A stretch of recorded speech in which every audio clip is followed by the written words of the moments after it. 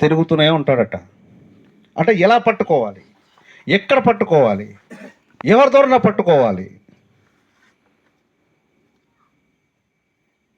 సాతానుడు మన వెనకాల తిరుగుతున్నాడు. మన కంట్లో కనిపించడు. కనిపిస్తాడండి సాతానుడు? కనిపించడు. నీకెవరు కనిపిస్తాడు? మనిషి మాత్రమే కనిపిస్తాడు. ఆ మనిషిని ప్రేరేపణ కలగజేస్తాడు సాతానుడు. ఒరే, నువ్వు చర్చికి వెళ్ళకుండా అతనికి ఆపేరా అంటాడప్పుడు ఇంకొక వ్యక్తి అంటాడు. చర్చికి వెళ్ళిన వ్యక్తి ఏమంటాడంటే, నేను 2 సంవత్సరాలు వెళ్ళి ఇంటికి నేను ప్రార్థన చేసుకుని ఉండిపోతున్నాను. ఈ రకంగా కొన్ని సంఘాలలో కొంతమంది జరుగుతుంది. ఆ యొక్క వ్యక్తి ఇప్పుడు ఏమైపోయాడు? దేవుని వల్లరా చర్చికి కరెక్ట్గా మానేశాడండి. చర్చికి మానేసిన తర్వాత ఇప్పుడు ఎటుపక్క మాట్లాడతాడో నేను పేరేంటి చెప్పను, కానీ మీకు అందరికి తెలిసే ఉంటుంది. మరి బాగారికి తెలిసే ఉంటుంది, మరి మా సేవకులకి అందరికీ తెలిసే ఉంటుంది.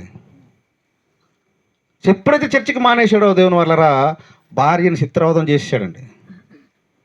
కొట్టి కొట్టి కొట్టి ఆవిడ ఇంకా బాధలు భరించక దేవుని వల్లరా చచ్చిపోయింది. ఇప్పుడు చూస్తే నాకు బాధ కలుగుతుంది. అంటే ఇంతకు ముందు బాగున్నప్పుడు, అంటే చర్చిలో వచ్చేటప్పుడు ఎంత బాగుండేవాడు, చర్చికి మానేసిన తర్వాత ఎంతవరకు పాడైపోయాడంటే చాలా బాధ కలుగుతుంది. అంటే ఎందుకంటే కలిసి ఉన్నటువంటి ఆ బంధాన్ని ఈరోజు కూడా ఆయనతోటి విడలేనటువంటి బంధం. అంటే ఆయన ఏమన్నా మాట్లాడినా మా ఇంటి పక్కనే కదా, ఏం వెళ్ళినా, మా యొక్క మేకలు వెళ్ళినా, గొడ్లు వెళ్ళినా రకరకాలు మాట్లాడుతూ ఉంటాడు. అయితే దేవుని వాళ్ళరా, ఈ మాట ఎందుకు చెప్తున్నానంటే, ఇలాగ కొంతమంది చర్చికి వెళ్ళిన వ్యక్తులు ఇలాగ పాడైపోతున్నారు కాబట్టి, ఎవరైనా అలాంటి వారు ఉండుంటే ఏమండి, ఇప్పుడు ఉండకపోవచ్చు, కానీ రానున్న రోజుల్లో ఏంటంటే మనం ఫ్యూచర్ కోసం ఆలోచించాలి,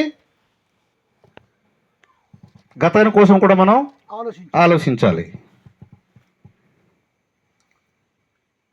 కాబట్టి దేవుని వల్లరా మరి నేను ఎక్కువ చెప్పేస్తున్నానేమో, ఒక్క మాట మీతో చెప్తాను.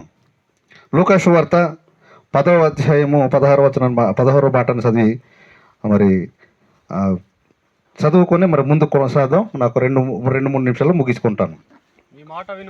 మీ మాట వినువాడు నా మాట వినును, మిమ్మును నిరాకరించువాడు నన్ను నిరాకరించును, నన్ను నిరాకరించువాడు నన్ను పంపిన వానిని నిరాకరించును. ఈ మాట ఎవరితో అంటున్నాడు? మీరు ఒక్కసారి నాకు చెప్తే దీన్ని చిన్నది వివరణ ఇస్తాను. మీ మాట వినువాడు అన్నాడు. మీ మాట వినువాడు నా మాట వినును. ఇది సందర్భం ఏంటంటే దేవుని వల్లరా, యేసుక్రీస్తు ప్రభు వారు ఈ భూలోకానికి సువార్తకు పంపిస్తున్నటువంటి దినాలలో లేదా ఆ కాలంలో శిష్యులకి పిలిచి తన యొక్క అధికారాన్ని ఇచ్చి, మీరు సర్వలోకానికి, సర్వ సృష్టికి సువార్తను ప్రకటించడానికి వెళ్ళండి. మీ మాట వినువాడు నా మాట వినును, మిమ్మును నిరాకరించువాడు నన్ను నిరాకరించును, నన్ను నిరాకరించువాడు నన్ను పంపిన వానిని నిరాకరించును. ఇక్కడ ముగ్గురుగా మనకు కనిపిస్తారు.